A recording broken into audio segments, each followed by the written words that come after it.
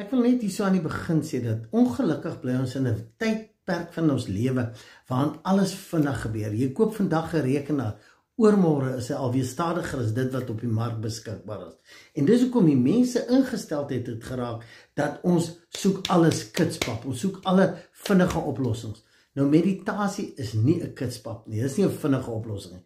Dis 'n fenominale beginsel wat jou lewe radikaal verryk en verander as jy dit met 'n dissipline inbou.